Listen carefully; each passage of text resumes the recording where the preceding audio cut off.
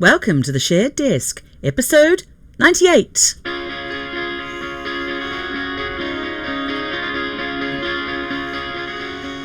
It's a whole new year and we're back. Yeah, it is. Yeah, it's a whole new decade. A whole new decade. Yeah, we start this decade by the 20s. And hey, everybody, it is in fact the Shared Desk, and I am your host, T. Morris.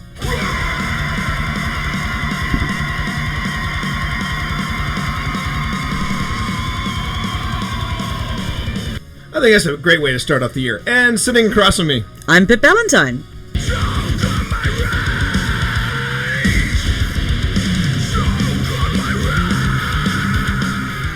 I think that's pretty appropriate considering what we're talking about this evening. Well, we're joined in studio by Gamer Kitty, who was being very, very affectionate. And then we started throwing the goat. And he's like out. He's like, I'm out, everybody. He might come back. So out. Hey, Unicorn is in. And hey, Unicorn. Rev 3 is in. All right, hey, everybody. Nick. All right, yeah, here we go. Nick, Unicorn, we're going to John. talk about some stuff. We have got a lot to unpack. Oh. I'm going to be keeping an eye on the time. Yes. Because well, the thing we're going to talk about is still an ongoing situation. Yeah, we actually have we've actually had updates since today. That's the thing. That's not good. That's not good. No, it is not good at all. And that is the thing I think that is the most the most stunning, I think, of this whole is that it's just rolling on. This started in August of last year, and it is still going strong. It is, in fact, it even blew up even bigger. So let's talk about what we're going to talk about. Let's go ahead and let's start unpacking. So this is so we are talking about the RWA now. The Romance Writers Association. The Romance Writers Association of America. We should point out that we are not romance writers. We've dabbled. We dabbled a little. We thought about. I know that in previous shows I have talked about maybe doing this, about genre maybe making switching. the jump and genre hopping over to being a romance author. I thought about it because I've dabbled with it with I mean, we actually hold a romance. That's right. title. We do have an Best RT of award from RT. You know, yes. I mean, and we've written about. I mean, our books aren't technically. We write about the badonkadonk. We do, but they're not what you would call a technically romantic novel. In other words, there are romantic elements, but it is not a romance novel. Exactly. So we big Rev 3 dude said Bigfoot prawn is not romance tea. Depends on if you're Bigfoot or the person getting romance. It does. It's open to interpretation. So anyway, so I think we should broadly define the fact that RWA, along with a lot of other authorial organizations, has been struggling with the concept of diversity. Right. Science fiction and fantasy has had its own, sad puppies. We've talked about that in various things. Oh yeah, we have. But this seems to be romance seems to be coming a little bit later to the divisive issue. I don't think there's a divisive issue. I think the fact that the statistics do not lie. America's demographics are going to change. There are going to be more people of color in America as a percentage of the general population. It's just going to happen. Yeah. Some things might slow it down fractionally, but it's going to happen. This is going to happen. This is not going to be. This is not a fad. This is a thing. And some people have problems with that. Some people have been having huge problems with it. Okay, so and that's not just been in the romance industry. That's everywhere. Pretty much in every entertainment industry. People have been having issues with what's been going on. Thank you for the host, Unicorn, by the way, and welcome, Farrell. I appreciate you being here. Yeah, I know. This is stream 3 of 3. There's a lot of streaming going on here. Been streaming a lot today, which means I have to hit the books hard tonight. and so we don't want to be talking about this for 3 hours. Yeah, as much as we could, because we could. Oh yeah, I got your attention now. Oh yeah, we could definitely talk about this. We could really talk about this. So why don't we talk about the instigating event? We're going to talk about the instigating thing. Now, first off, I want to do a quick shout out to Clarion. Is it Clarion? Claire Ryan. Excuse me. I'm trying to read off the the URL. That's always a mistake. It's like reading. It's like doing usernames off of Twitch. So Claire Ryan. Claire Ryan. I want to just say, ClaireRyanAuthor.com. Thank you very much. This woman has taken upon herself to basically do the Lord's work. She's doing God's work for sure. She is seriously just. She has been, she's probably not writing her books because she is updating this site literally on a daily basis. Yes. Yep. And she is killing it, to say the least. Okay, so let's take you back. To the top of that page. Yeah. Scroll to the top of the page, and we're going to put the link in the show notes. But first off, let's step back. Let's step back to August 27th, 2019. Mm-hmm. Susan Tisdale files an ethics complaint against Courtney Milan. The meat of the complaint arose out of events on August 25th and 26th, where Milan, amongst others, criticized Tisdale on Twitter for keeping Sue Grimshaw on staff at her publishing company as an editor, in spite of Grimshaw's history of being racist and problematic and a Trump supporter. Tisdale asserts, with no supporting documentation, that several authors refuse to work with her publishing company because they fear a backlash from Milan. Mm-hmm. Tisdale further asserts that Milan helped put an exclusion into the ethics policy for social media posts in order to bully others with impunity on Twitter. Milan is asked to resign, not recuse herself, as chairperson of the ethics committee by outgoing RWA president Helen K. Dimon. September 11th. Catherine Lynn Davis files an ethics complaint against Courtney Milan. This complaint concerns Milan's criticism on August 25th, 26th of one of Davis's books, written in the 90s, that contained harmful racist stereotypes of Chinese women. Davis asserts, with no supporting documentation, that she lost a 3-book deal because of the publishing company's sounds big. Because the publishing company feared a backlash from Milan. Note, Milan is half Chinese. Davis also accused Milan of violating her intellectual property rights as she posts screenshots from Davis's books for criticism and commentary and violating the RWA social media policy. Note that as per U.S. copyright law, posting excerpts of a work for purposes of criticism and analysis is considered fair use. October 1st, the RWA emails membership calling for volunteers to join the ethics committee. And then there's a transcript, there's an excerpt of the transcript of what is needed to be done on the ethics committee. Now, you can go on ahead and read the whole detailed deep dive that Claire Ryan has taken upon herself. But that's essentially the crux of the matter. It came from that initial taking it to the ethics committee.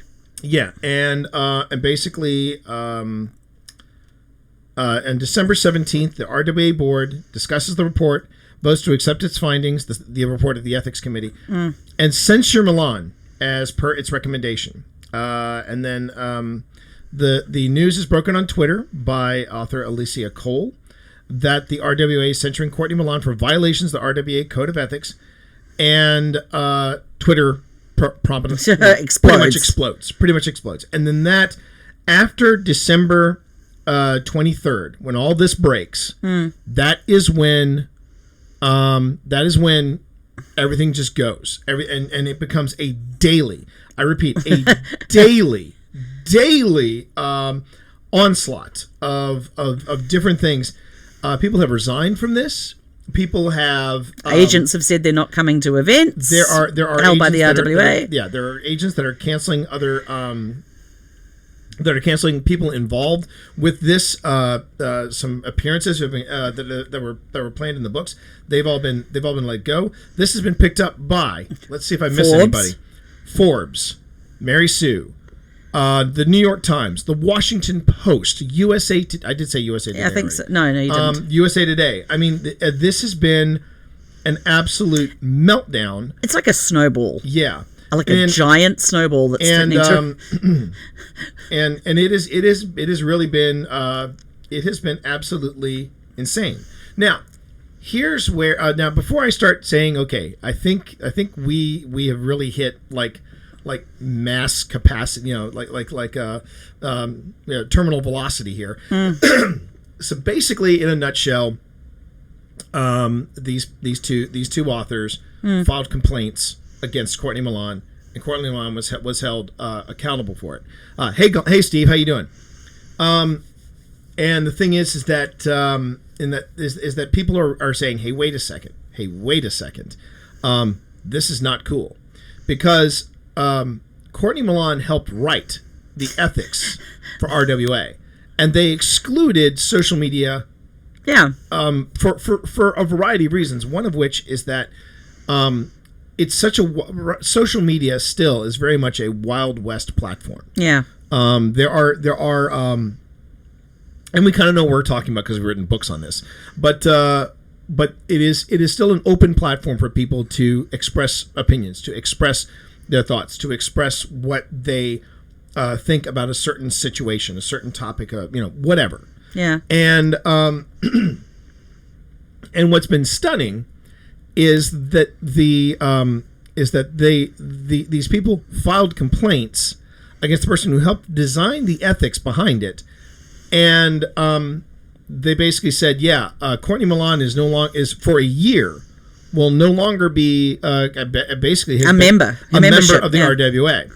And wasn't she also? They also said you can't hold any position. She also can't hold any position, right? Now, here's where you would think, the ethics committee ruled. They had the evidence, and to be fair, we have never met any of the authors. No, we don't. With the exception of one, we haven't met any of the authors involved. In particular, Courtney Milan. She's very outspoken for authors of color and authors of margin, and she should be, because. We have been finding out, Pip and I have been finding out, and look, we've done the DNA tests. We are two of the whitest people you will ever meet. Yes. We did the whole spit in the vial thing. It was very disappointing. We talked about that. Disappointing. It was sad. But basically, we actually have friends, authors of color, authors of hey, Happy New Year, Steve. By the way, how you doing, man? Steve Saylor's in the chat. Steve. So this is all pretty pretty intense. But we've actually had friends of ours who are authors of color, authors of a marginalized sector. But they have said we have been told that we should be happy with where we are in our careers. Yes. Your books that contain characters who are not white are never going to sell.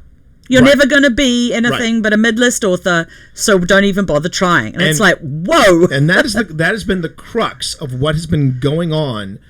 And and then there are people that say, well, one of the defenses have been, it was the 90s. It was the 90s. Now we talked about this earlier. Yeah. That what the two original, when no one wants to be told you're racist. That you're racist, or to have their books looked at. I mean, there are things that I probably did in the 90s that were probably pretty problematic now. However, if somebody were to point them out, we discussed the way you cut them, you accept that you did something wrong. Just say, and this would have ended all here. If they had just said, I'm sorry, I apologize.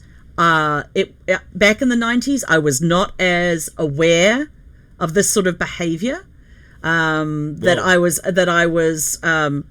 denigrating or making fun of whatever they did to her. Did how they portrayed Chinese characters. And I will try to do better, or something similar to that. But here's something even more problematic that just got brought up in chat. Oh, no. According to JT Book, and I believe JT was the person that Nick Kelly was talking to earlier. And hi, JT. Hi, JT. Thanks for joining us. Again, we can't confirm this. Of course, we could probably go to Amazon and look at it right now. Davis re-released this book in 2014. Okay. That's now. You think that's a problem? Hang on a minute. I was tracking with this on Claire Ryan's website, and I was like, "Wow, this is bad. Wow, this is bad." That was, but here was the point where I was like, "Okay, my bullshitometer is now complete." And don't upset the cat. Gamercat does not care for the bullshitometer. So check this out. The story hits the New York Times on December 30th. This is what one of the complainants, Ms. Davis, stated. Uh-huh. She was stunned by the RWA's judgment against Ms. Milan and said the penalty far exceeded the substance of the complaint. We asked for an apology.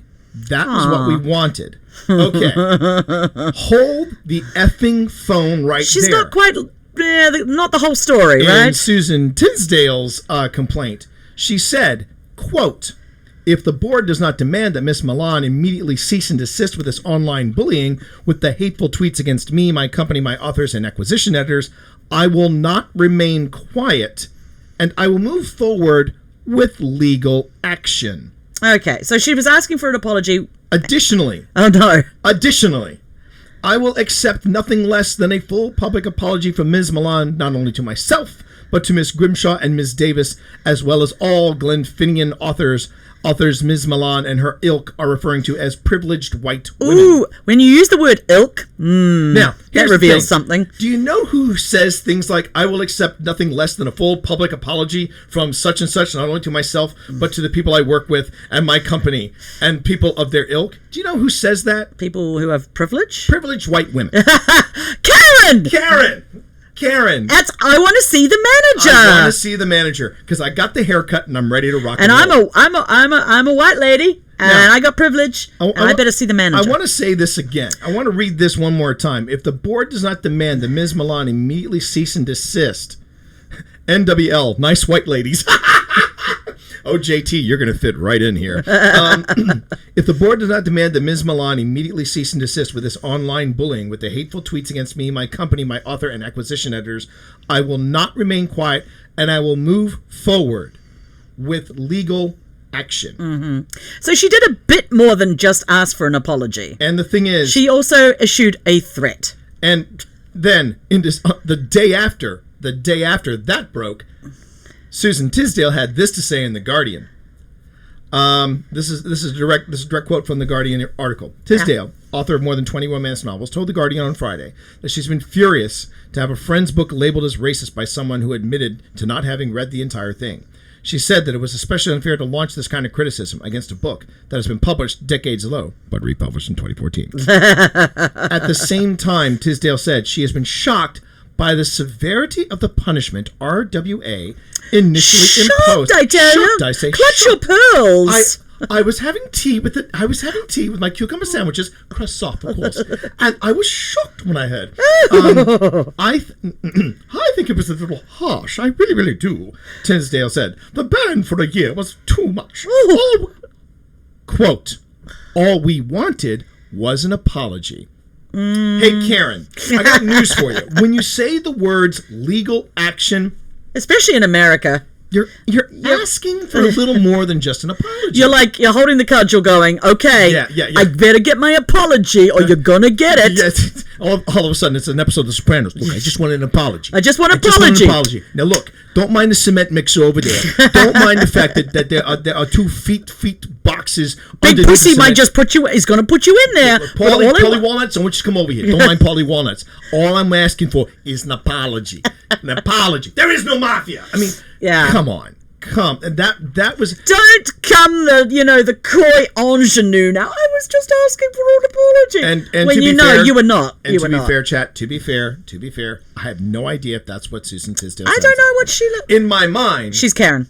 She's Karen. In my mind, Karen she's Karen. With the cut. But she said it again. She actually said it again. The ban was too much.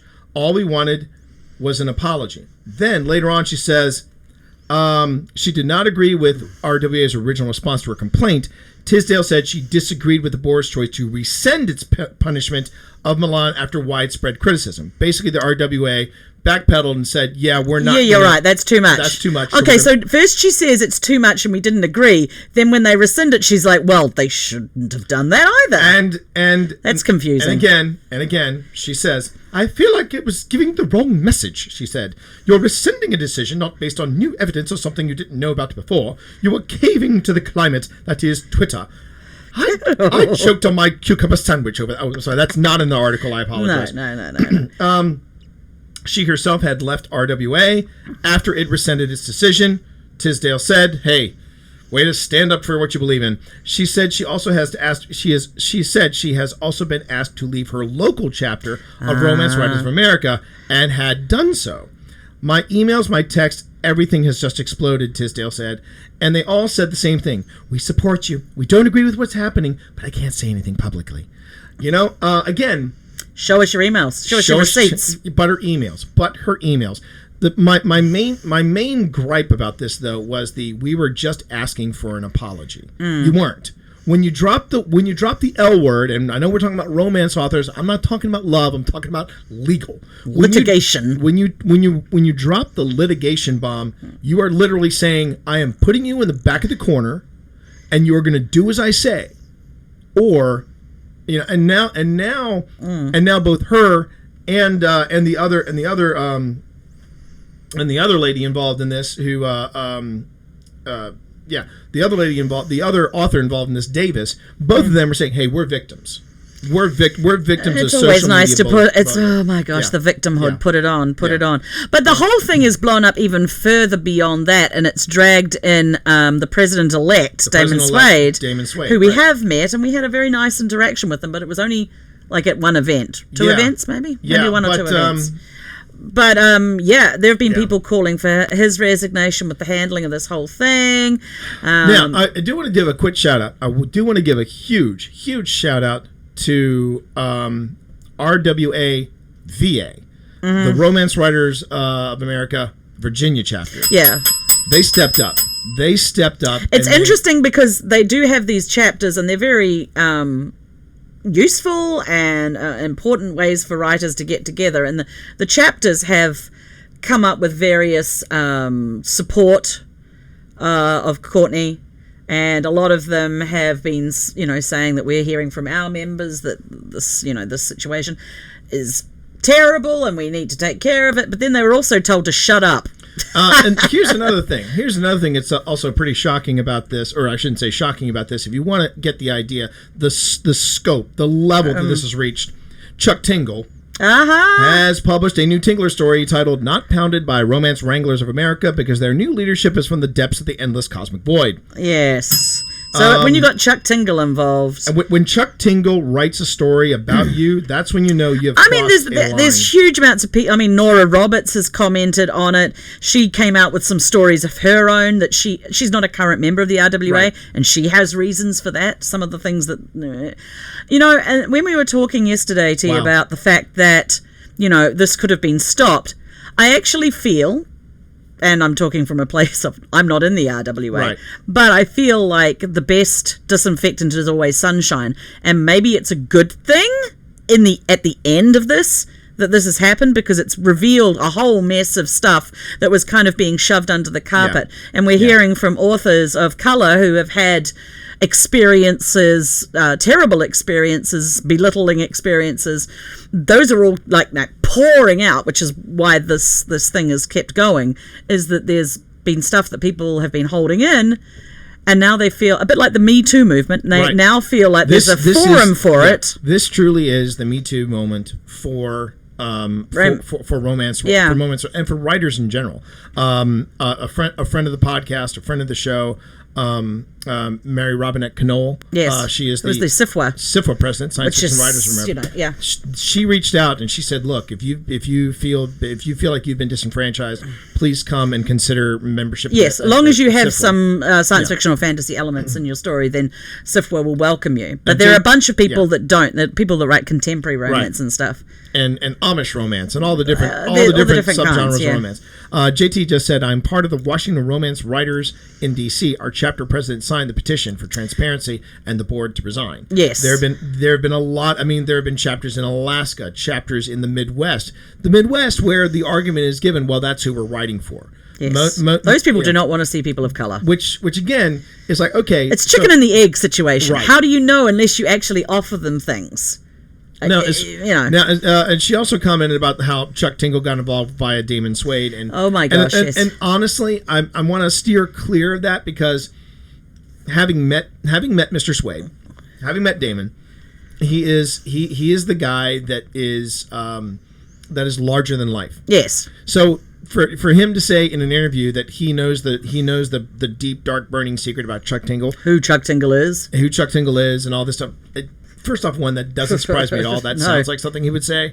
And secondly, throwing in. I mean, I'm still trying to figure out how the whole Damon Suede, Chuck Tingle thing even falls into this. I mean, I'm sure it was because they were, they were talking about the character of Damon Suede and about what he claimed he knew, and some people are like, well, look, he says this. I mean, it's all got it's ridiculous. It's now got it started off as one thing, and now like John Carpenter's The Thing. It's got it's developed into a whole monstrous thing with various arms and legs, and it's all disgusting.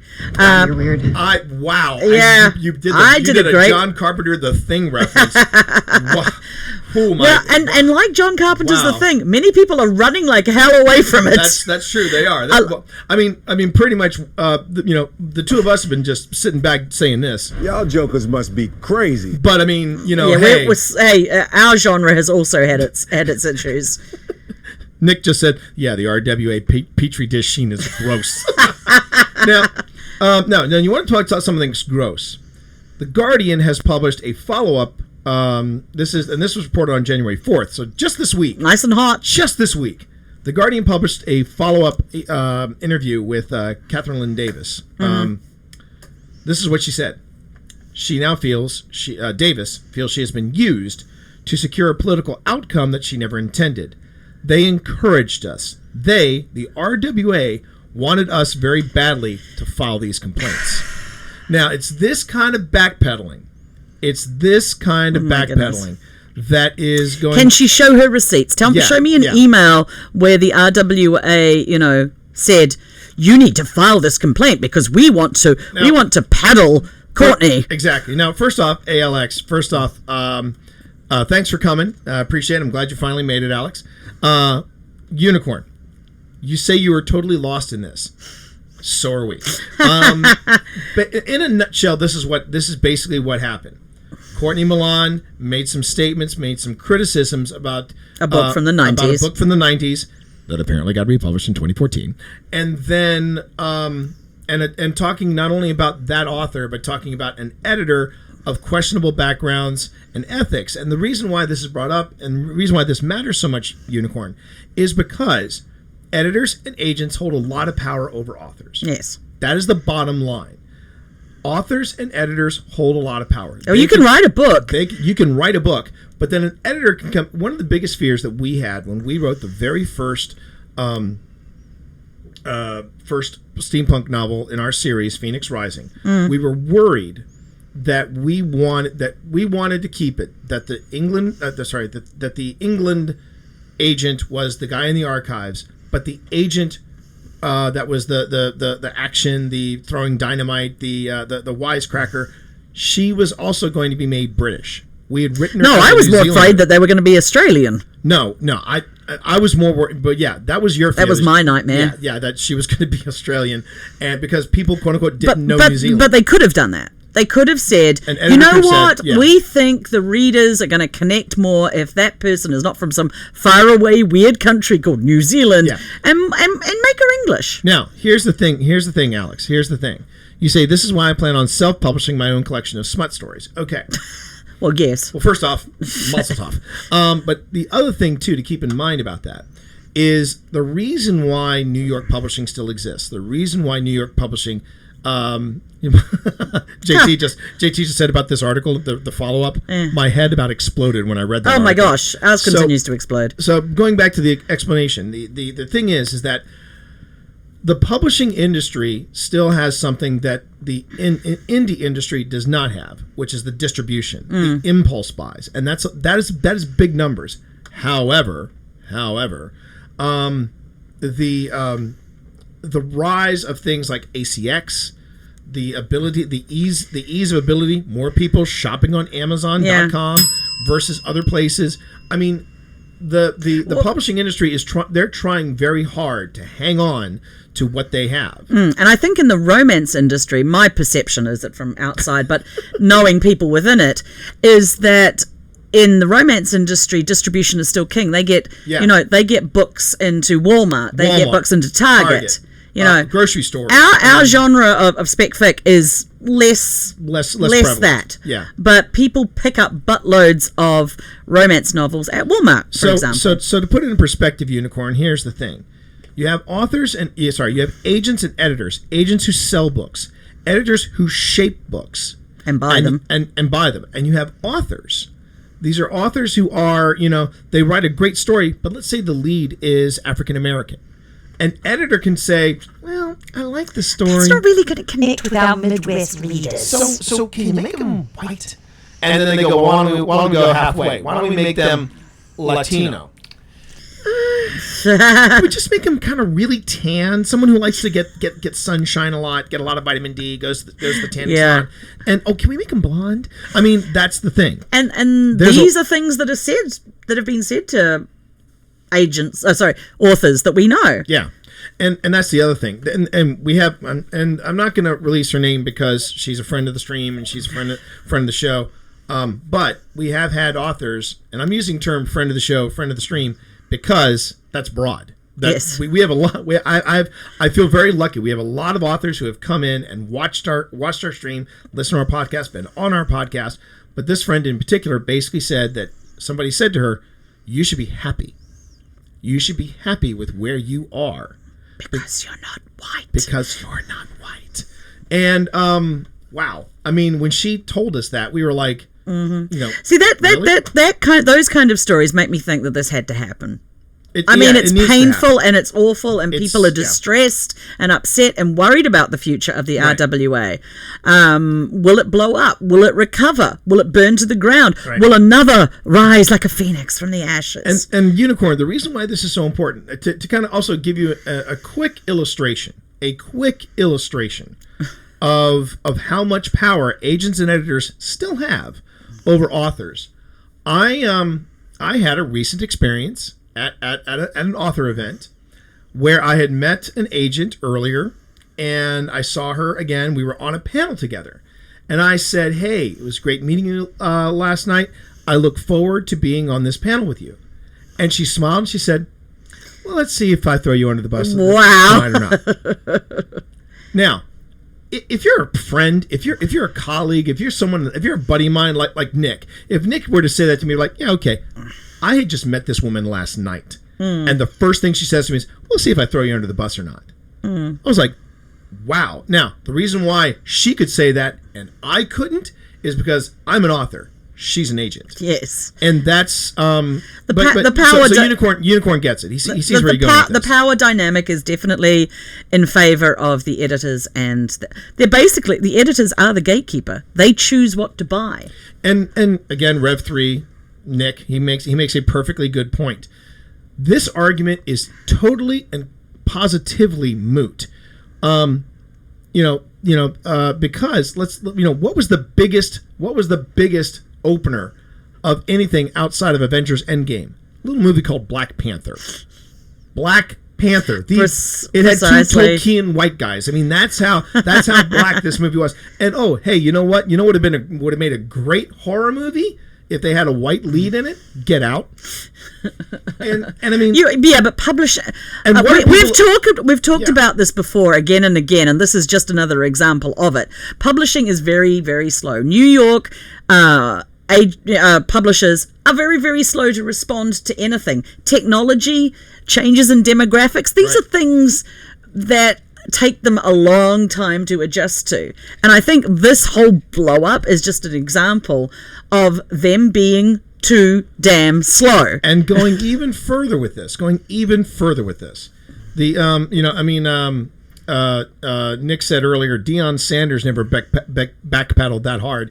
The reason why JT's brain exploded during this article was because of the following. Remember at the very beginning of this podcast? No, I'm not. Barely 30 minutes ago, when I read the passage where one of the authors claimed I lost a 3-book deal because of this, we got a follow up to that. She told The Guardian the allegations in her original complaint to RWA were quoted in news reports. The publisher in question is very upset. Davis clarified that she did not have and lose a written book contract, but that a publisher had delayed further discussion of a potential contract in the wake of the controversy. Wow. That's a huge That's a big leap. difference. That is a huge leap between saying that woman cost me a 3-book deal versus, well, oh my. So Alex just went, oh my effing God. Yeah. Well, the thing is, Thank you. a person. JT, it's until the contract is signed. Yeah. It ain't a contract. Well, that's the other thing. Your book deals can be pushed back for a number of reasons. Who's to say that editor didn't push back her time because they're like, I want to see how sales are. Yeah. I mean, there could be any number of reasons why they say, I don't want to discuss it right now. Right. And that's the thing. That's the thing. You can't pin that necessarily on, This unless she puts it in writing. Yeah, exactly. If something's Man, people are really starting to use the telephone these days as a way of avoiding leaving a paper trail. It's getting real hinky out there. I mean, let's be honest. The reason, and this is one thing. So what is the takeaway from all this? You got to wonder, because we have been doing this deep dive into what's been going on at the RWA. So first off, diversity and representation does matter. It does. It does matter, and if you don't realize that, you're being very short-sighted. You're not having a longer view. Extremely short-sighted, and but this also does scream a little bit, and I may be standing on the precipice on this one, but just track with me for a second, please. There is also the issue of, well, wait a minute, if I only have to write about what I know, then what about when I want to write? We've talked about that before. We've talked about that before. What if we want to write characters of color? What if we want to write about marginalized? And the main heck, I'm dealing with that this weekend. Yeah. I have a book coming out in February called The Fierce Dead. It's got 3 main characters in it. One of them is a 1920s ghost of a white lady. I can maybe deal with that. One of them is an older white lady. I'm getting older. And the third one is a young woman of color from rural Virginia. Very rural Virginia. So I have not lived that life, but I also don't want to pretend that the whole world is white and everybody in my book should be white because I am. Right. So the only and we've discussed this before, the only thing to do is do your research, read up on all you can, and then find somebody who's lived that experience. And just I wrote to I found somebody to give me a sensitivity beta read, and I said, just let me know if there's anything that I've got wrong, if anything strikes you as being silly, or indeed if there's stuff that I have left out that should be included that might make a difference to the story. And Alex just said in chat that they have a book on that called Writing the Other. There is, and there's also a very good series, like tutorials that are called Writing the Other, and they're highly recommended by many people. And that's the other thing too. If you want to write that, reach out to your audience, reach out to people you respect, people you know in the community, and say, look, I want to do this, but I want to do this right. Yeah. That was how it started with us. We reached out to Steampunk India, Suna Dasi, and we told her what we were doing, and she said, I would be thrilled to be a beta reader for your India material, because the 5th book, Ghost Rebellion, was set in India. And that gave us more confidence as well, that we could write and not fall on our faces or be... And I think the thing that she said that made me go, I think we got it right, was when she said, I was wondering if you guys were going to deal with the racism. And you went there. You went there even more dramatically than I expected, and for that, I applaud you. Yeah. And to us, that to me is what matters. What matters is not the color of your skin when you're writing for these marginalized characters. What matters is, are you getting it right? Yeah. And now I would like to add that I think there should be room in every publishing schedule for own stories. People of color writing about people of color. Sure, trans authors writing about. There should always be room for those stories. Yes. But at the same time, we shouldn't be restricted as writers. We should try and be sympathetic, and we should try and be responsible. But we shouldn't be trapped in our own bubble. So it's a real delicate balance. But I think there's plenty of room. The interesting thing when I spoke to my beta reader about it, I said, thank you so much. I really appreciate you reading this. And she said, no thank you. And she said, I want to hear, I want to see people of me reflected in other stories. And she said, your voice is more powerful than many. And I was like, whoa, okay. And yeah, and I'll be the first one to admit I probably, because I know that in Pitcher's Pendant, I made a choice with one of the characters, and I look back on it and I go, I wonder if I got that right. I wonder if I should have not played that See, card. that is the thing. If you have a beta reader who's experienced in that life, then you have a little more confidence that, okay, I have done them right, Right. And it's just it's a very hard line to walk. But if you've got resources, and you probably do have resources to pull on, by all means do that.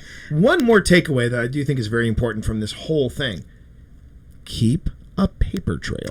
Yes. Because keep your receipts. I think we've said that before as well. And because it's this kind of thing. When you see something starting to go south, it's like, maybe I shouldn't archive all my emails or just delete them outright. Maybe I should just start keeping track of what's being said here. Yeah. I have bailed my butt and our butts out of fires for having a digital paper trail, saying this, and this. Yeah. And that is really that is a takeaway from this. That is definitely, but it does seem to me that in the current political, cultural climate that we're in, there are people, remember, in certain political documents, and he said, "Call me." Yeah. Is such and such and Thingamy Bob doing this? Call me. Because there are far stricter laws about recording telephone conversations than emails. And this, but honestly, if an agent said, "We've got to call me," I'll be like, "Can you put that in an email and send it to me?" Oh, and we've done that a couple of times. Yeah, we have done that a couple of times, and sometimes we never hear from those people again. But that's, well, then it's super sketchy. I mean, again, that was one of the things where I remember one of the early stories I had. In just the professional sphere of DC, somebody sent me an email basically asking me a question, and they were one floor above me. So I literally walked up the stairs and I said, "Hey, you asked me such and such. Well, here it is. Blah blah blah." Yeah. And she gave me a hard look and said, "Why didn't you just put that in an email?" And I said, "Because I'm just downstairs and I can come upstairs." No. And talk to you. No. I need it in email. She actually complained to my boss that I went up to her office and I said, well, it just made sense. We're all in the office, right? We're all in the office. No, not in this, not right now, especially. And it's really funny how people say, well, you need to keep a paper trail. And then if you ever have to produce a paper trail, what amazes me more are the people who have the cojones to say, I didn't say that. It's like, well, here's the paper trail. That's So that's your receipts. So we're gonna talk about that's where I want to end it on the takeaways. What are the takeaways of this epic mess? And the final epic mess is this ain't over. Oh, it's going to continue. This ain't over. So we'll especially in light of this article here. The Hollywood Reporter also picked this up. Okay. I mean, so we might have to drop back into this mess and see how it's resolved in a couple of weeks. We might, but I personally like to end on a much kinder note. So let's go on ahead and let's.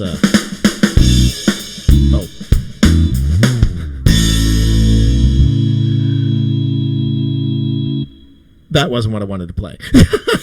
I wanted to play. I will just fix it in post. I'll fix it in post. Hey, where's the? Oh, great! The one time I really need that. The one time. Oh, actually, you know what? Actually, we can end on this. Overcooked on the bottom, crispy as fuck, and it looks like Gandhi's flip-flop. What a shame. What the fuck did you put in that sauce? You're about as fucking consistent as pigeon shit on Trafalgar Square. Get out of my kitchen! Now, why are we playing in the kitchen? Why are we playing in the kitchen? Hey, Avi, how you doing? Good to see you, Avi. Good to see you. We're playing this because we're talking about making hard choices in 2020. Not resolutions. Actually, You might have seen the pictures recently that I posted on my Instagram over at the T Monster on Instagram.com.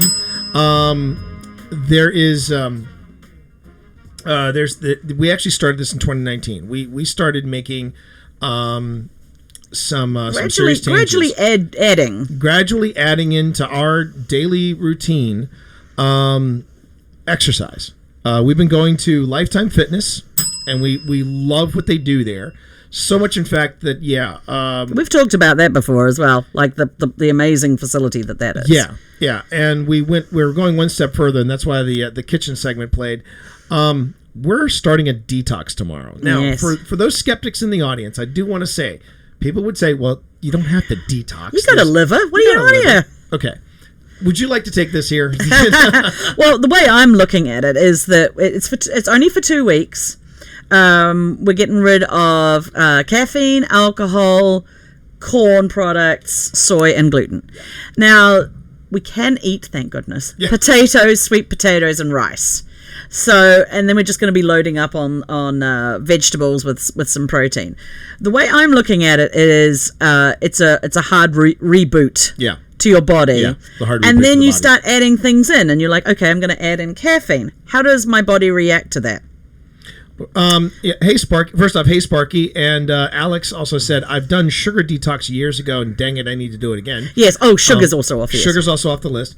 Avi asks, how does Twitch daughter think about this? And it's interesting. She actually said I was like, I'm not going to ask her to get involved in this. She said, I kind of wish I was doing it with you. And I'm like, well, I didn't say to her, but I was like, honey, you're going to be eating with us. So you're probably but we're not going to be telling her.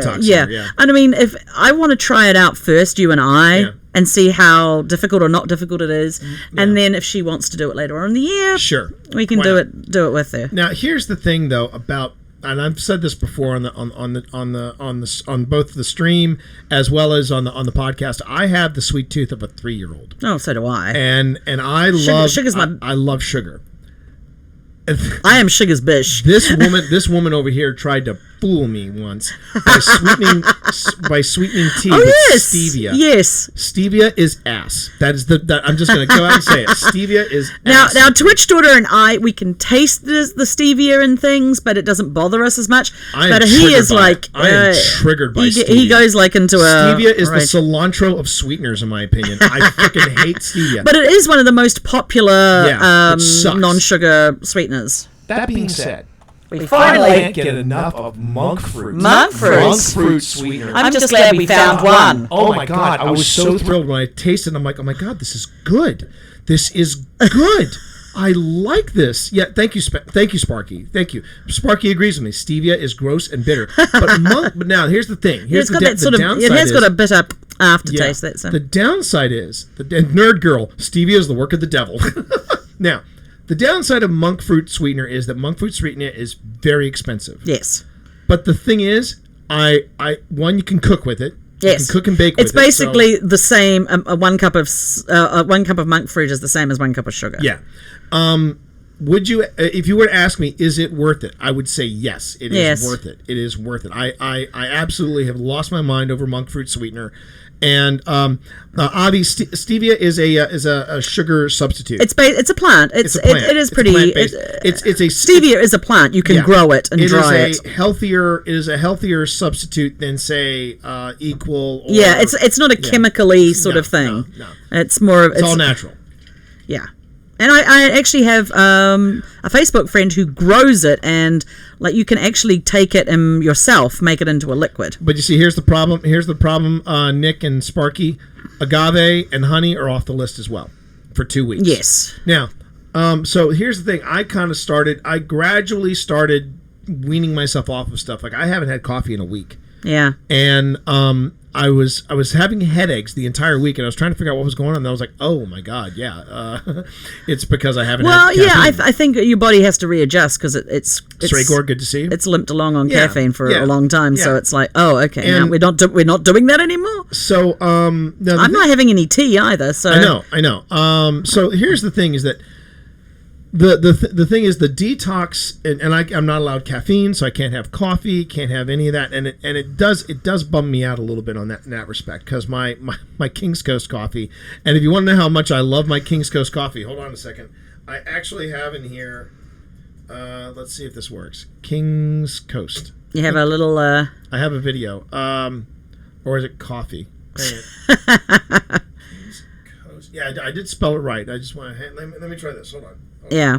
Well, so once you've done your 2 week there it is. Once there you've done your 2 weeks discount, 2 weeks detox, then you start adding things back in. So I was saying to you, I was like, so what are you going to add back in first? The first thing I said was coffee. Without any caffeine. Kind of hesitation. That will be your first. Caffeine and coffee. Oh, that's the other thing. No eggs. And right. we do like eggs. And I so think my first one will be eggs. Yeah. But the thing is, the difference between how your liver detoxes you and what this detox is, that this is a bit more extreme of a detox, and it's not the woo woo kind of thing, kind of detox where you go for a month. I think the whole point is actually the adding things back in is the most important part about it, because you're supposed to be kind of getting in tune with your body. How does your body react when you add back in eggs? I don't know. Right. I don't know how it's going to react. So find out. But let's find out. I mean, and the thing is, when I'm looking at the detox plan, and that's what that's kind of the things I wanted to get across to everybody, was that the detox plan, we really did. Yes, Unicorn is absolutely right. You're flushing out your system. Yeah. And we're not doing it in some weird way where we're existing on water and snot and grass and grass. Sweet potatoes and rice. When I saw sweet potatoes and rice and regular potatoes, I was like, I can manage that. We're good. I can manage that. If it's good enough for Matt Damon on Mars, it's good enough for us here. Okay? But another thing that we have discovered with Lifetime is that their protein powders are really, really good, and we're going to be using their greens, and the thing I like about these kind of plans, yeah, exactly, Rep 3, dude, science the shit out of this. But the other thing that's really good about these detox, the detox that we're doing now, it reminds me of some of the things that I did benefit from when I did one of the extreme diets 10 years ago, when I was doing Metafast the first time. Mm-hmm. One of the things that I said I said to myself I would never be able to eliminate from my diet was sodas, because sweet tooth of 3-year-old, loved a soda, and I kicked the soda habit, and I suddenly was like, wow, I can actually go without sodas. I survive without it. And then I got because you thought that water was dull. Primitive man on the plains of Africa was carrying a soda can. Well, of course they were. Yeah.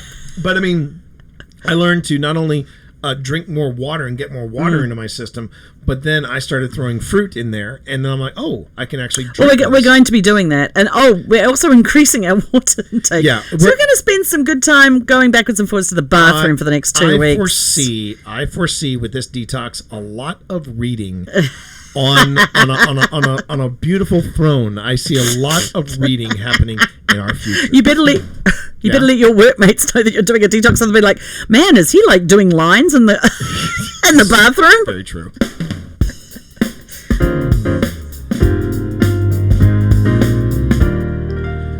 Okay, so first things first. Again, I want to say a big thank you to the author that is absolutely chronicling everything. Everything is happening here. Claire Ryan. She is at ClaireRyanAuthor.com.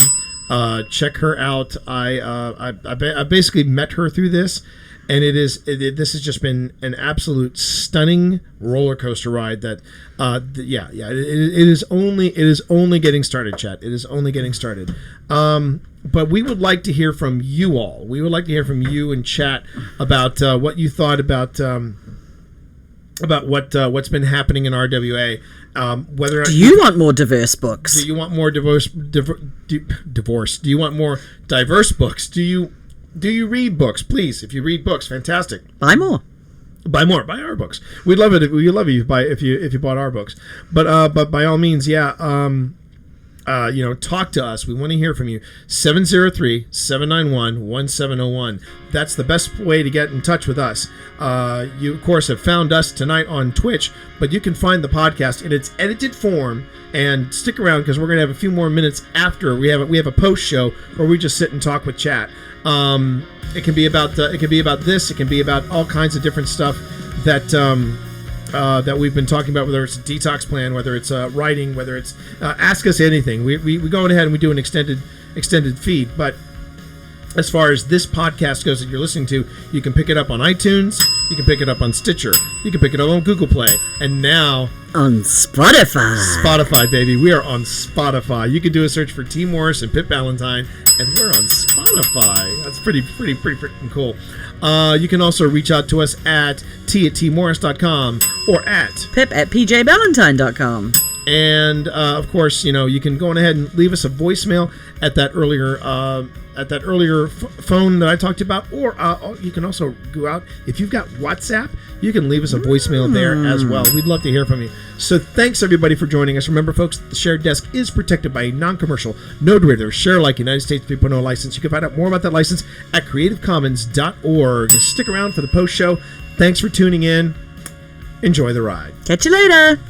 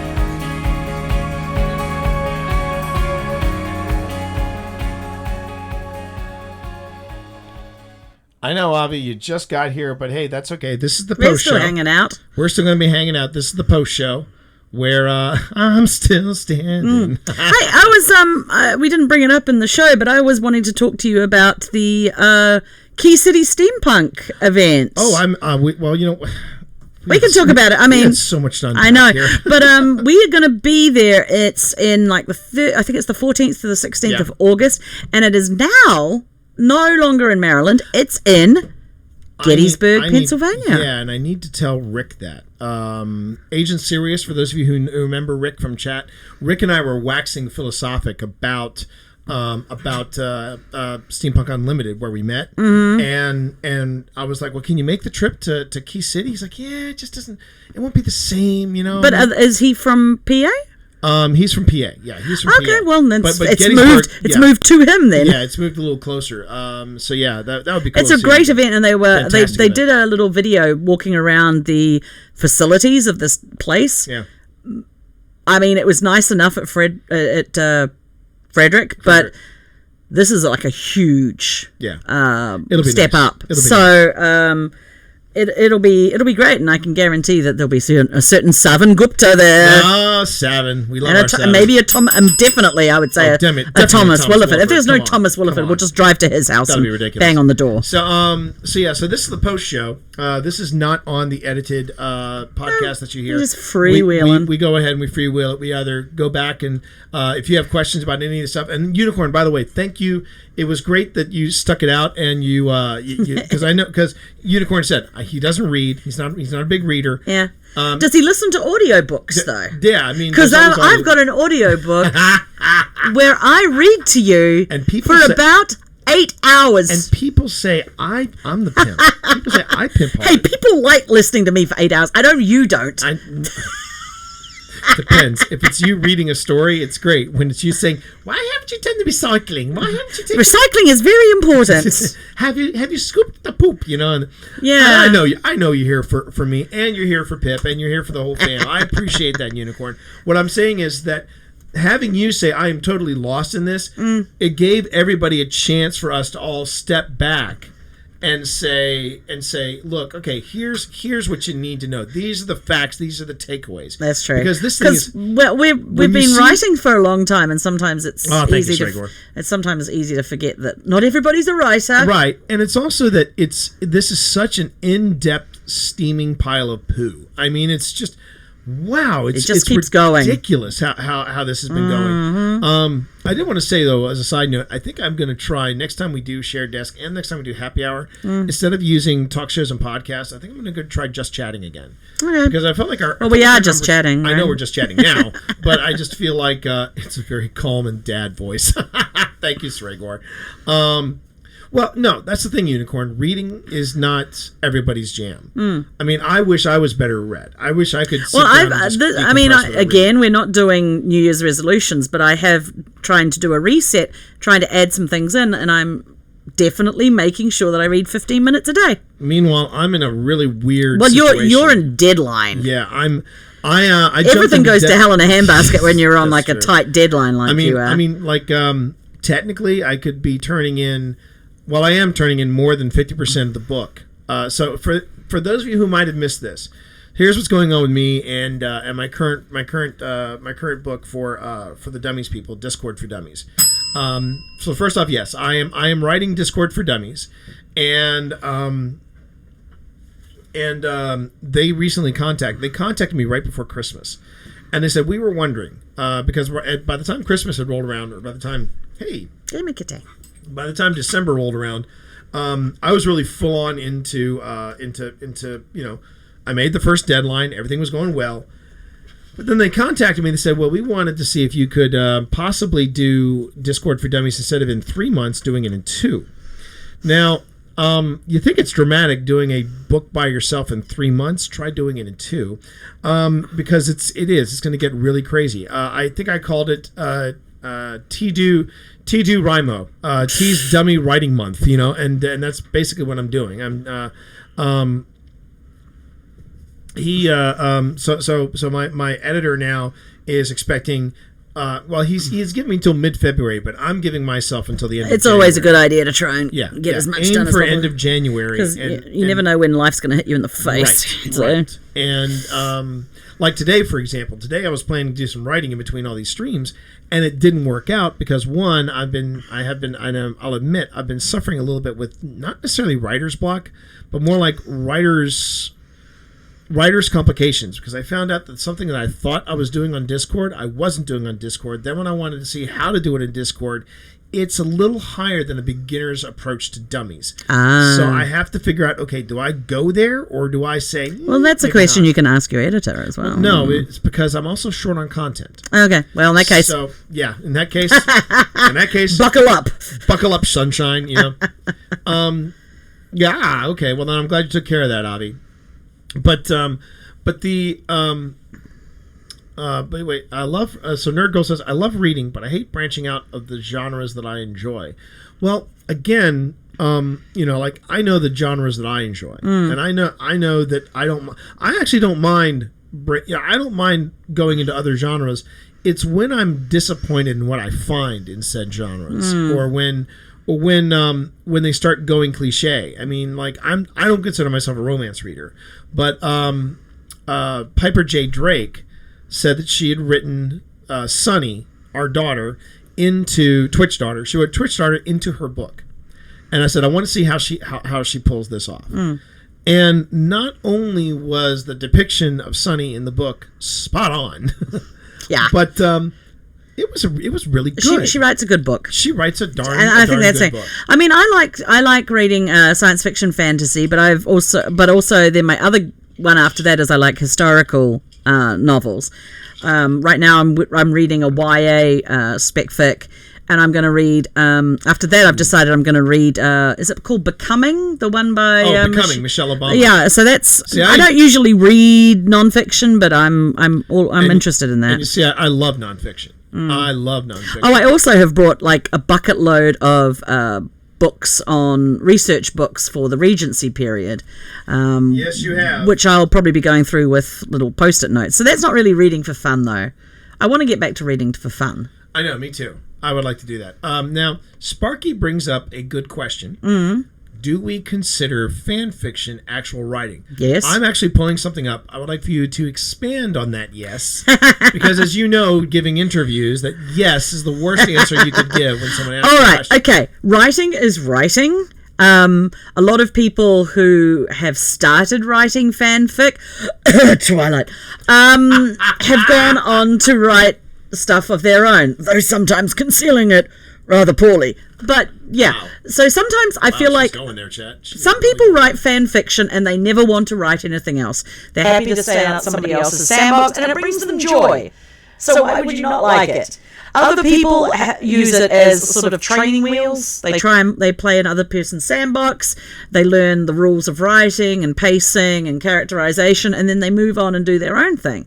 And that is also wonderful. So I consider anybody who writes a writer, and I believe Neil Gaiman also considers anybody who writes a writer. So what I'm going to answer with, and I think you'll get a kick out of this, Sparky, what I'm going to answer that with is not that. Let me just find the window. There it is. I'm gonna answer with this. Not only do I consider it like legit writing, because it's a great way to flush out ideas. It's a great way to get yourself out there. Take a look at that link. That is my own fan fiction that I podcast. That is right. You did do that. I took because you may not have known this, but do you like Destiny? Not only do I Destiny, but I actually have named all of my characters and given them backstory. I've got You Ray, mean the ones you play? Yeah. Ray Somerset is my warlock. Yeah. My Titan is named Artemis 12. Mm-hmm. And then I've got my hunter, and my hunter is I believe I named him Manu Bennett, and so I took Ray Somerset, and I took, because I made a warlock, and I went on ahead. I got sound effects from the.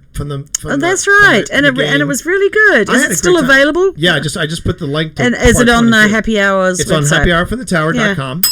That's the Destiny podcast that we do, and I went on ahead and I had a blast doing it. Yeah. So even if you're not doing something that you're learning from, that I'm going to become my own published author thing, you're having fun with it. And I think in this day and age, Lord knows we need things that are fun and that keep our spirits buoyed and we just enjoy doing.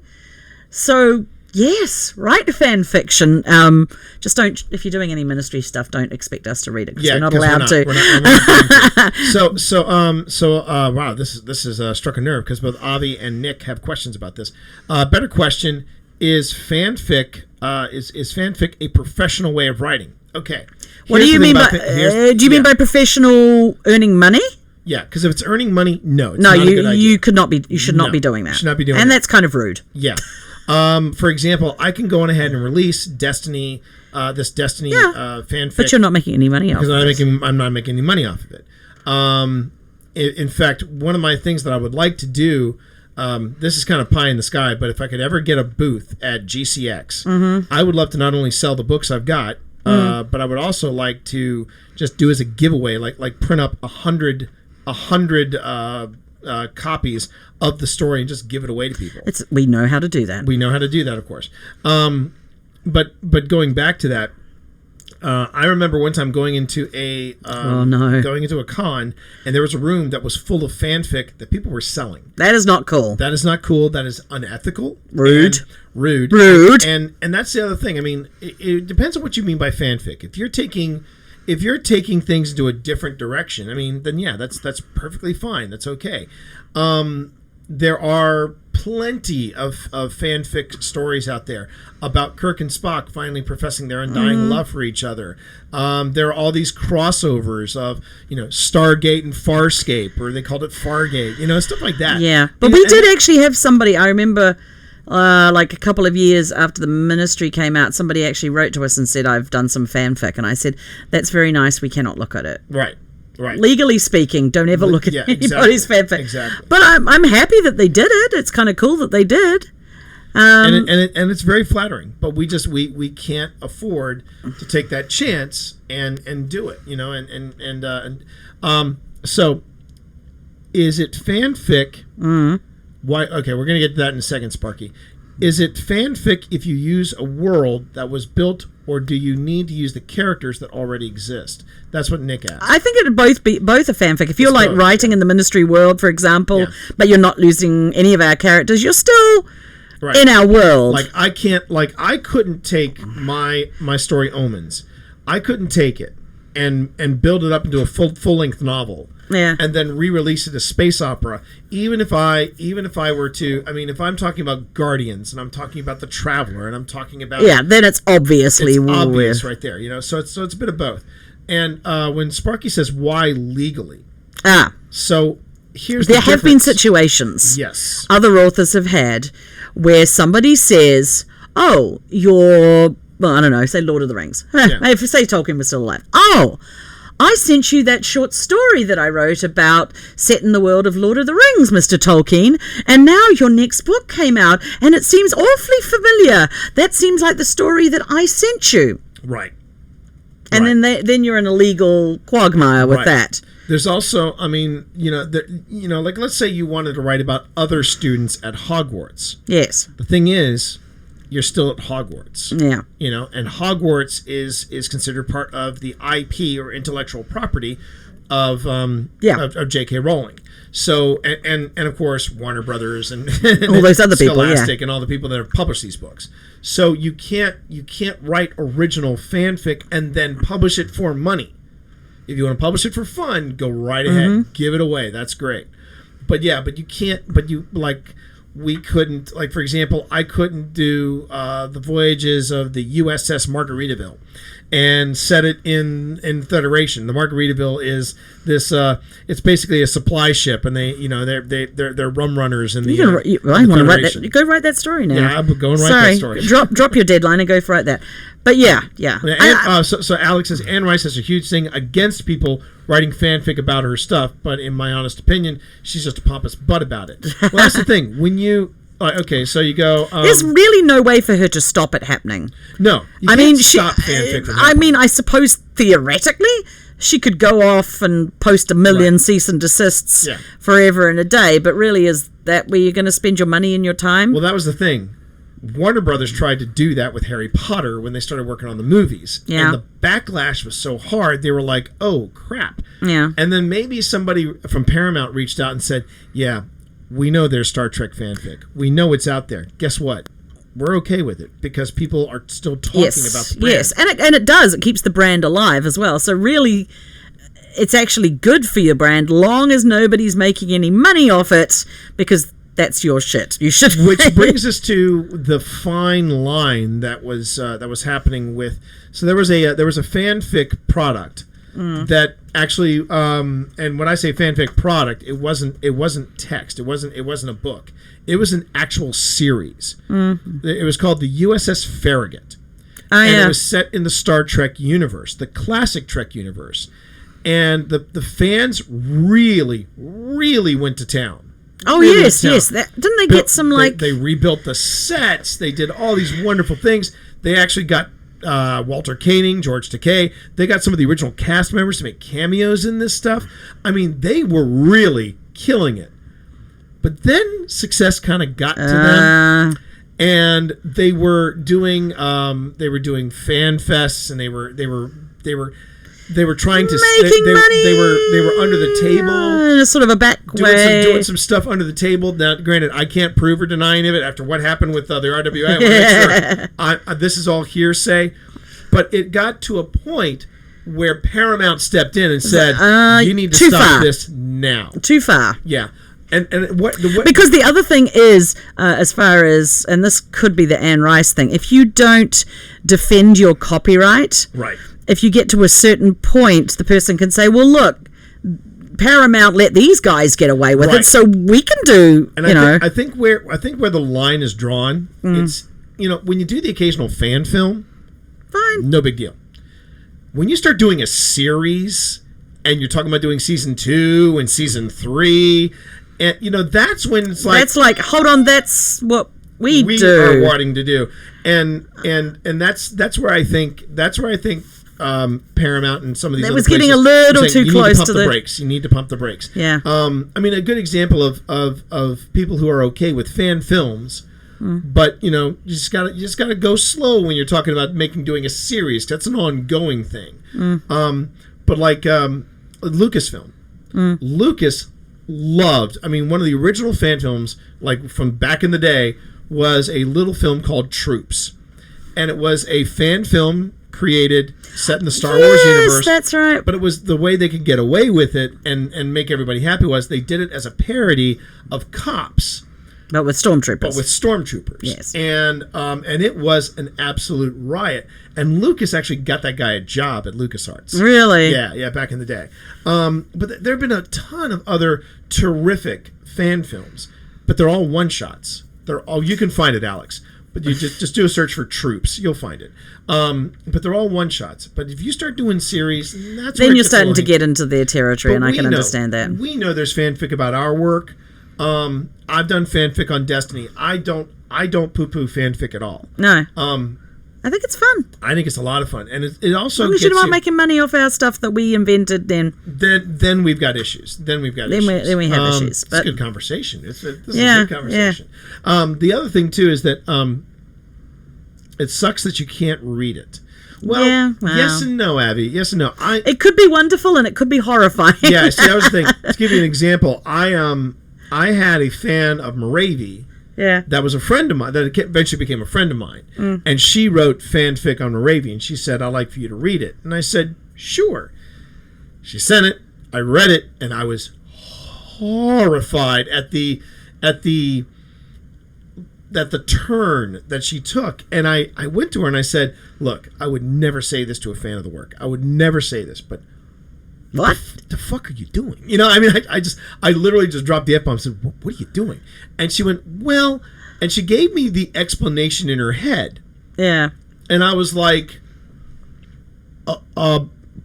okay, I wouldn't have taken that turn. That's kind of dark. And that's the thing, is that the only reason why... But that's the fun bit about fanfic, is that you're like, well, I like what the author did, but what if this thing happened? Yeah. And sometimes this thing happening is not necessarily the greatest thing. And the reason... It's interesting. Yeah, it's interesting.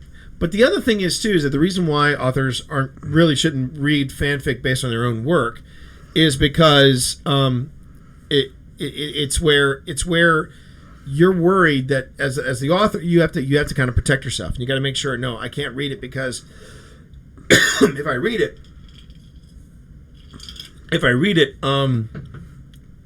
I may get an idea from it, run with it, and then it becomes a huge... Yeah, what happens if you read it and you go, oh my gosh, that's such a great idea, and then you can't use it? Well, yeah, you might have come to that interesting idea by yourself later on, right. But now you've read something with that interesting idea, you can't use it. Right. But I will say this: asking or even writing to an author and saying, "Hey, I've written this fanfic." I have had that happen. I've had that happen. I've had that happen too. But I remember the first time I ever did that. I was a teenager, and I wrote to Terry Brooks, and I told him that I had written some stuff based in the Shannara universe, and I said, I just want to know, did you want to see it? I didn't know. Look at you, sweet little boy. He actually wrote back to me. Yeah. I mean, not email. He actually wrote. And what did he say? He said, look, due to copyright and due to protection for you and for me, I can't read it. But I have confidence in you that you can write your own stories. Oh, do you still have that letter?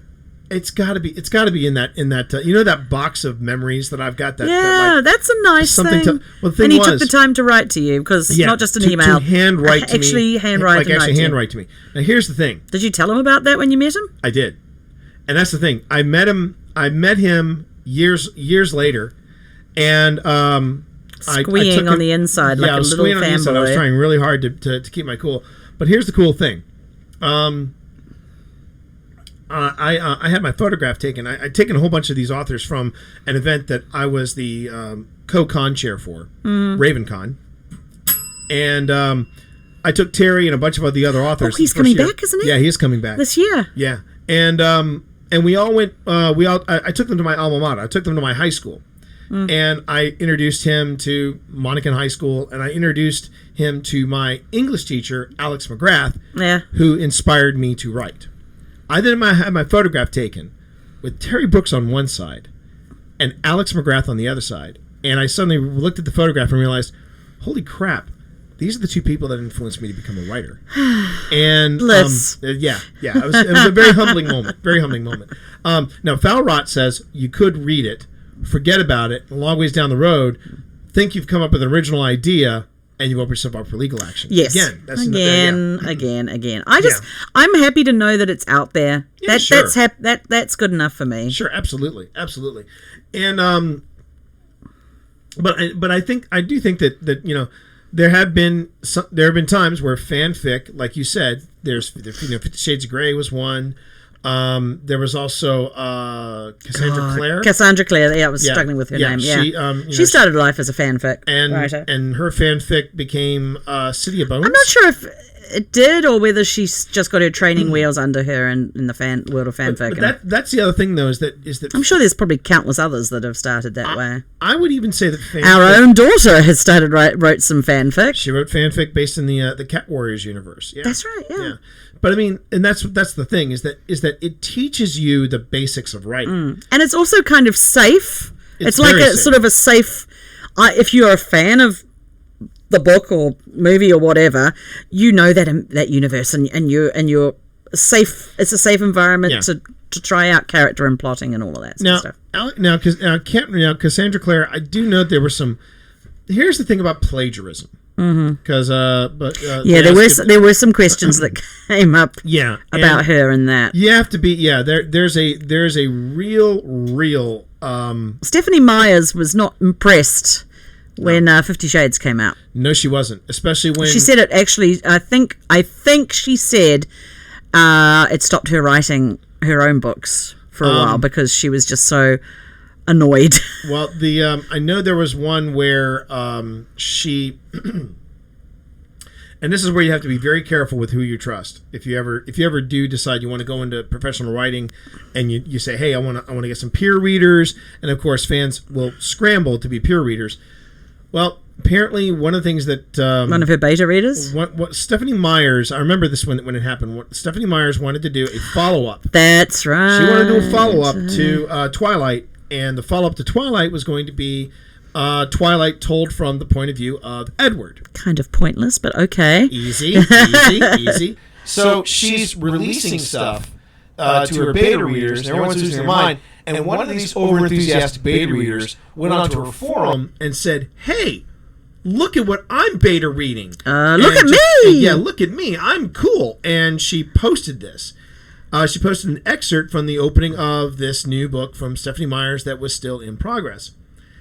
And also apparently part of that forum, when the story broke, who else saw that was E.L. James. And she said, hey, and she went out and said, I'm announcing my new book, and it's going to be 50 Shades of Grey from Christian's point of view. And Stephanie Myers said, and I quote, that was my table flip moment. I gotta agree with her on that one. That would be super annoying. Yeah. Now the beta readers, no, that's the thing, Falrot. This is the thing. Sometimes I rarely hear. See, there are some authors that don't want to scare off fans by saying, "Well, if you want to be a beta reader, you can be a beta reader, but you got to sign this NDA first." Yeah. You know. It's. Oh, she also said, BG Rising said it wasn't just that. Stephanie stopped writing because she put 2 versions of a manuscript out, and it was leaked by one of her trusted. Yeah, that was, I think that was the moment where she was like I'm out. And I can't blame her. Has she written anything since then? I have no clue. I would feel like I would have heard if she had. I mean, she's made enough money. She doesn't need to. She's made enough money. She can... Personally, if I was her, I would start a pen name and do something else, and I would not tell my lawyer what my actual pen name was. Or more like your lawyer's wife. The lawyer's wife. Yeah. But that's the thing is that we we have had beta readers in the past. We have never asked, but we're not at that level. We're not at that level where we are. It's going to cause a big splash if somebody. I mean, no. All we're going to do is basically say, look, if you've got time, read. And sometimes beta readers, this is the thing, And I think sometimes writers that get to this to the level of Stephanie Meyer and others, they don't have this problem. But beta readers, I know I've asked for beta readers in the past. People say, "Oh, I'd love to be a beta reader." I send them the manuscript. I don't hear a thing. Yeah, I hear nothing, and I'm like, we have a small group of people that we know we could send things to, and they would. And Avi, beta readers are people who are either super fans or fans that become friends of authors, and and you say, "Hey, would you like to read?" Yeah, it's not a rough draft of what I'm working. But it's not like an editorial thing where they're looking for. It's like, what do you think? It's like, what do you think? And then they can, give you a basic breakdown of, it's more to see whether you're connecting with the readership. I think that's more it. The last book that I had beta read, I had some people get back to me, and it was funny. I mainly asked them. I said, "Do you think this is a mystery, or do you think this is a thriller?" And it was funny. I sent it out to 6 people, thinking. Okay, no, I sent it out to 7 people, thinking I will have a perfect vote because So what happened? 3 people said it was a mystery. 3 people said it was a thriller, and then the last person, the deciding vote, said, "Oh, I haven't had a chance to read it." I was like, damn it! God damn it. But anyway, so yeah, that's what beta readers are, and right now, I mean. The thing is, but there's some books like when you're writing nonfiction, especially nonfiction for technology and computers, like the Discord for Dummies, you just don't have time. No, you just got to crank that. You have several kinds of editors though. You've got like a tech editor and a Falrot suggests a new genre: thrill mystery. Thrillistry. Mr. Thrill. Mr. Thrill. There you go. Mr. Thrill. I love it. Well, hey, everybody. First off, I've noticed, I wanted to say real quick, I've seen a few follows happen here. We also got a gifted sub, which means that puts me 5 subs away from my weekly goal, my new weekly goal. And I am now 97 follows away from my weekly goal. I don't think I'm going to make it, considering this is my last one. You got a big goal then. Well, it's 3,100 followers and 65 subs. Okay. And just the fact that I'm at 60 subs at the end of the week, I was originally aiming for 50 subs by the end of the week, and I got nice. to 60. So I'm happy. Say hey, yay. You guys are taking good care of me. I do appreciate it. Did anybody? We're about to wrap this up. I think we should wrap it up. I need to go and have a shake. Make a shake. You got to. I would like to join you in such shake. No, we're terribly old. I want to go and make myself a protein shake. I'm going to make myself a protein shake. First off, let's just see real quick. Who is? I got to make sure I add that. Wait a minute. I got to make dude. that a marker.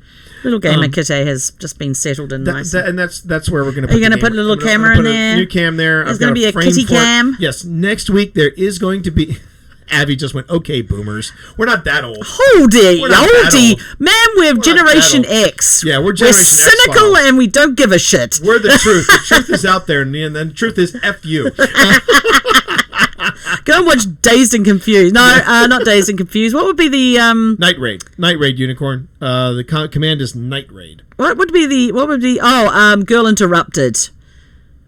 It was the one with anything that Winona Ryder was in when she was younger. That's definitely Angelina Jolie. Although, if you really just quick side note before we wrap up, Angelina Jolie as Lara Croft, very nice. Alicia Vikander as Lara Croft, much better. Much better. That was a good time. So let's see.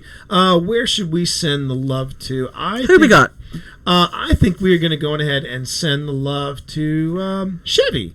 I haven't raided Chevy in a while, so let's go on ahead and let's raid Chevy.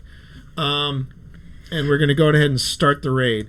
So, thank you, everybody. Are you going to do... I've got to ask one question. Are you going to do the thing that with the Layla and the treats? I should, shouldn't I? I should. With Kitty and the treats, because he loves treats. I might have to do that. I'll have to think about that. Oh, my God. Did you really? Sparky. What did Sparky do? Sparky just gifted 5 subs to Falrot, Iragula, BG Rising, Neo, and Glenwoe. Thank you so much. Well, we just hit that. I just gave the cat 2 treats, so that'll work. That'll work because if he has, that's the problem. If I give Benedict more than those treats, it's going to puke. So anyway, thank you everybody for the tips, bits, subs, and host and auto host. We are now going to go raid Chevy. Remember to go on ahead and copy that message, and we're going to post it in his stream. Thanks everybody. Take care of yourselves. Peace. Bye.